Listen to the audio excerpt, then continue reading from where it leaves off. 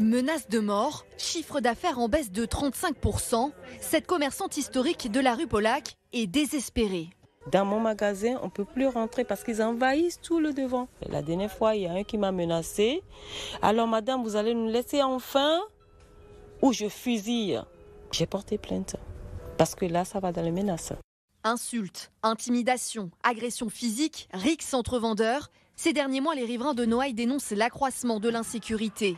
Fabienne vit ici depuis 15 ans. Sous ses fenêtres, du matin au soir, des dizaines de stands à la sauvette. Ma fille, aujourd'hui, je vais la chercher à l'école. Avant, elle allait chercher le pain. Elle connaît tous les commerçants du quartier. Elle allait chercher 3 tomates. Aujourd'hui, elle sort plus de la maison sans un adulte.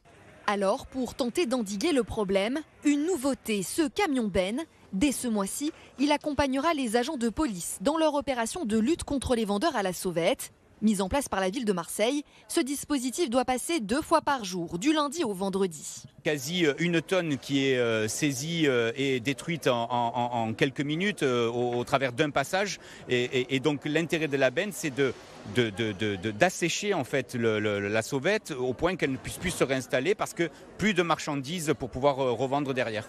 Coïncidence ou pas, le dispositif a été présenté 2 heures seulement avant une réunion entre ce parti d'opposition et le collectif de riverains qui dénonçait justement un manque d'écoute. Cet élu salue la mesure, mais se montre prudente.